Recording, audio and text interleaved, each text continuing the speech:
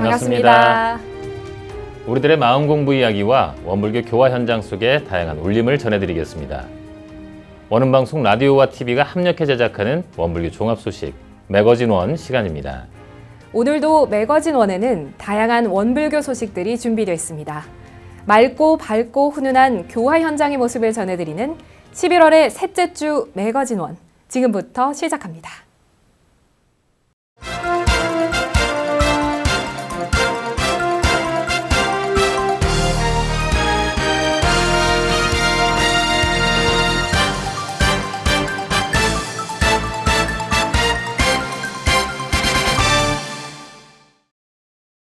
숨은 자리에서 교화대불공의 대원력을 나눈 공로자를 시상하는 시타원 교화재단 교화대상 시상식이 지난 2일 열렸습니다. 올해 시타원 교화재단 교화대상은 입교연원상, 법회권장상, 교화단상, 청소년교화상, 발전교화상 등 모두 5개 부문에서 총 6명의 교도가 수상자로 선정됐으며 교정원장실에서 시상식이 진행됐습니다. 입교연원상을 수상한 춘천교당 이가락 교도는 대한민국 기능 전승자로 지정된 전통문화인으로 교단 문화예술 발전에 힘쓰면서도 전통기능자 30여 명을 입교시켜 수상자로 결정됐습니다. 법회권장상을 수상한 인천교당 박인광 교도는 30년 동안 법회에 꾸준히 출석하며 가족, 단원, 법동지까지 10년간 무결석으로 법회에 출석하도록 장려하는 법회 참여 운동을 펼쳐 수상자로 선정됐습니다. 또한 신창원교당 손도원 교도는 잠자는 교도들을 중심으로 새 교화단을 만들고 화요교리법회와 금요마음공부방 등을 운영하는 등 교화단 활동의 모범 사례를 선보여 교화단상을 수상했습니다. 그리고 농성교당 이신원 교도는 올해 광주전남교구 대학생연합회 호송아리의 회장을 맡으며 10명 내외였던 회원 숫자를 25명으로 늘린 공로를 인정받아 청소년 교화상을 수상했습니다. 한편 발전공로상에는 성가음악 교화의 서원을 세우며 일요법회 성가단, 화요법회 성가단, 원코러스를 지휘하며 국악원 앙상블을 창단하고 어린이 합창단을 기획하는 등 새로운 음악교화 비전을 제시한 강남교당 이자원 교도와 충북교구 교의회장 및 청주교당 교도회장으로 척박한 충북 지역에서 활발한 교화 활동을 펼치며 특히 경찰학교 법당을 마련하는 데 가교 역할을 한 청주교당 김정현 교도가 선정돼 상장과 상금을 받았습니다. 전북교구는 지난 10일 전북교구청 대각전에서 제4회 교리실천 강연대회를 열었습니다. 제4회 전북교구 교리실천 강연대회에는 9명의 교도가 차례대로 연단에 올라 일상 속 상시훈련 공부와 신앙수행 실천 사례를 발표했습니다. 특히 이번 전북교구의 교리실천 강연대회에서는 청년 교도들이 발표자로 나서 자신의 일터에서 교법을 적용하며 마음 공부를 실천했던 사례를 교도들에게 전했습니다.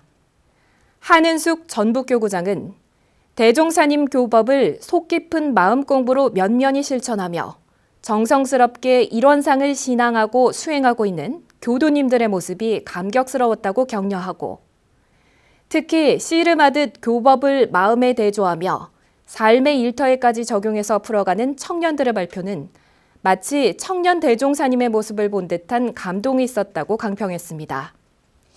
이날 강연대회의 최고상인 개벽상은 전은진 교도가 수상했고 실천상은 3명, 정진상은 5명의 교도가 상을 받았습니다. 서울교구에서 주관한 청년연합법회가 지난 9일 한강교당에서 열렸습니다. 서울교구 내 20여 개 교당 청년회가 참여한 이번 연합법회는 1부와 2부로 나뉘어 진행됐습니다.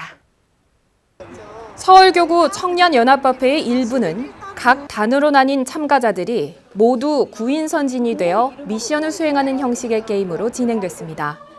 서울교구 청년회 담당 교무들은 각 코스마다 미션의 의미를 설명하고 수행 방법을 안내했습니다. 구인봉 순례처럼 대종사님과 선지님들께서 구인봉 순례 하셨던 그 코스대로 코스를 짜서 거기서 미션을 수행을 하는 이런 코스를 잡았고요. 가장 이번에 중점적으로 뒀던 거는 구인봉 순례 중에 사무요한을 체험할 수 있는 생사 체험을 준비를 했어요. 직접 최도훈 교무님을 모시고 유서도 한번 써보고 하는 마음을 한번 다시금 채 잡는 시간을 한번 갖고 스스로 기도문을 작성하는 데 있어서 기도문을 영상을 보면서 기도의 마음이 우러날 수 있는 이런 프로그램을 준비를 했고, 이어진 2부 순서에는 한강교당 대각전에서 모든 청년 회원들이 참석하는 연합법회가 열렸습니다.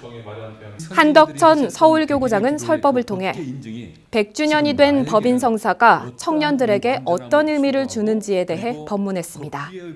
오늘 청년법회에 저는 청년들에게 교단적으로 늘 해석하는 공식적인 그런 법인절이 아니라 나에게 법인절은 무슨 의미가 있는가? 법인의 유서는 여러분들의 삶이 되어야지 원불교의 역사만 되어서는 아무 다른 의미가 없다고 봅니다. 여러분들에게 도전하는 원청인, 그리고 자기와의 싸움에서 이기는 원청인, 그리고 세상의 불평등으로부터 여러분들이 승리할 수 있는 지혜의 원청인, 그리고 거기에 끝나지 않고 영원히 서로 약자, 강자가 함께 공존하는 상생의 원청이 될 수 있는 그런 가치관들을 세워가는 100년의 원불교의 법인의 역사 속에 여러분들에게 그런 의미로 다가섰으면 좋겠다는 생각이 들어서 오늘 말씀드렸습니다. 이후 일부 미션 게임에 대한 시상식이 진행됐고 서울교구 청년연합법회에 참석한 청년들은 다음 만남을 기약하며 각자의 교당으로 향했습니다. 충북교구 충주교당이 리모델링을 마무리하고 지난 11월 10일 개축 기념법회를 열었습니다. 충북교구 이도근 사무국장의 서유로 시작된 충주교당 개축 기념법회는 충주교당의 개축이 완료된 것을 축하하고 교당 리모델링 과정과 결과를 견학하기 위해 150여 명의 교도들이 참석했습니다. 박성현 교구장의 설법 이후에 감성밴드 파인트리의 축하 공연과 충주교당 교도들이 마련한 합창 공연이 이어졌으며 충주교당 백현린 교무의 감사 인사를 끝으로 마무리됐습니다. 건축 후 37년이 지난 충주교당은 건물이 노후돼 우기에 물이 새는 등 불편을 겪어왔습니다. 이에 충주교당의 교도들은 올해 2차 교화협의회를 통해 개축을 결정했고 6월 15일부터 공사를 시작해 3개월 만에 공사를 마쳤습니다. 이번 리모델링 공사를 통해 소법당과 편의시설, 교도들을 위한 화장실까지 개보수했고 건물의 외벽을 크게 변경하지 않는 공법을 도입해 오랜 세월 속에 금이 가고 색이 바랜 회색빛 콘크리트의 외관을 짙은 파란색의 외벽과 지붕으로 바꿨으며 충주교당 입구의 일원상에는 배경 조명을 설치해 밤에도 뚜렷이 세상을 밝히도록 했습니다. 원광대학교 마음인문학연구소가 11월 6일부터 9일까지 원광대학교 숭산기념관에서 제10회 마음인문학 국제학술대회를 열었습니다. 이번 국제학술대회는 마음 공부 기반 치유, 성장, 평화, 마음인문학의 성과와 전망이라는 주제로 열렸으며 2010년 한국연구재단 인문한국지원사업에 선정된 마음인문학연구소가 지난 10년간 수행한 인문한국지원사업의 성과를 돌아보는 시간이었습니다. 마음인문학연구소 교수진과 국내 배석학들이 함께 자리하며 학계와 대중들에게 잘 알려지지 않은 마음 공부의 전통과 새로운 마음 공부법을 소개했습니다. 총 4일간 진행된 학술대회는 첫날 호주 출신의 존 앨런 교수가 마음 공부의 원류들을 찾아서를 주제로 호주 원주민과 불교 등의 전통에서 유래하는 마음 치유의 지혜를 활용해 오늘날 제기되는 개인적, 환경적 도전을 헤쳐가는 전략에 대해 발표했습니다. 이튿날인 7일에는 미국 어거스타 대학교의 니르베이 싱 교수가 유아 정신 건강 및 웰리스에 세대 간 효과를 가져올 수 있는 마음 챙김 양육 프로그램들에 대해 발표했습니다. 9일에는 원불교 영산성지 현장 답사와 영광국제마음훈련원에서의 종합토론이 이어졌습니다. 마음인문학연구소 고시용 소장은 생활 중심의 마음 공부는 시대의 변화에 민감하게 반응하면서 새롭게 재구성되고 있다고 밝히고, 이번 학술대회에서는 지난 10년간 진행된 마음인문학연구소의 성과를 되돌아보고 함께 논의된 마음 공부의 사회과학적 담론을 통해 마음 공부의 외연을 사회적 차원으로 넓히는 연구 결과가 발표됐다고 감상을 전했습니다. 원불교 서예협회 회원들의 수준 높은 작품과 이웃종교 서예가들의 작품을 초대해 전시하는 제6회 원불교 서예협회 회원전이 11월 8일부터 13일까지 전북 원음방송 지하 1층 일원갤러리에서 열렸습니다. 원기 98년에 시작된 원불교 서예협회 회원전이 올해 6회를 맞았습니다. 초대 작가급의 서예 작가들이 회원으로 참여하고 있는 원불교 서예협회는 그동안 재가출과 원불교 서예인들이 소통하는 장을 마련하고 원불교의 법문을 묵향으로 전파하는 활동을 펼쳐왔습니다. 이와 같이 뜻깊은 계절에 또 흐뭇한 전시를 갖게 된 계기는 원불교 총부협회에 마련된 일원갤러리가 새롭게 단장을 했습니다. 그래서 전시관을 아주 디테일하고 아름답게 리모델링을 했기 때문에 구석구석 우리 서화 작품들이 빛이 나는 것 같습니다. 하나님의 은혜 속에서 은혜 발견을 하면서 잘 이루어지리라 생각이 되며 많은 분들이 전시를 관람하면서 행복을 느끼시기를 기원드립니다. 또한 이번 전시는 원불교 서예협회 회원들의 작품들과 함께 불교, 개신교, 천주교, 유교 등의 교리를 서예와 캘리그라피로 표현한 이웃종교 서예가들의 작품들이 전시됐습니다. 저희 원불교 원목현 전시와 함께 유교, 천주교, 불교, 기독교 작가 선생님들이 각 종단의 교리 내용을 이번에 작품을 출품해 주셨습니다. 그래서 이 공간에 오면 종교 연합의 소통과 화합의 정신이 더 크게 울리고 있지 않은가 하는 생각이 들어집니다. 문화를 통해서 또 예술 작품을 통해서 우리 사회와 함께 소통할 수 있는 기원을 마련할 수 있어서 너무나 뿌듯하고 행복합니다. 종교계가 앞장서 생명 존중 문화 확산에 힘을 모았습니다. 보건복지부와 한국종교인평화회의, 그리고 생명존중정책 민관협의회는 지난 14일 한국기독교회관에서 종교계 자살예방 지침서 출간 기념회를 열었습니다.